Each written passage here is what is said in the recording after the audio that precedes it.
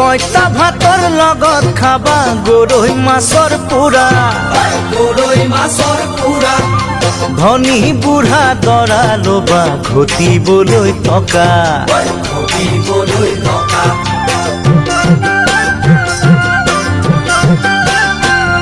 ঐ পইতা ভাতৰ লগত খাবা গৰৈ মাছৰ পোৰা, গৰৈ মাছৰ পোৰা। ধনী বুঢ়া দৰা লবা ঘটিবলৈ টকা। ঘটিবলৈ টকা।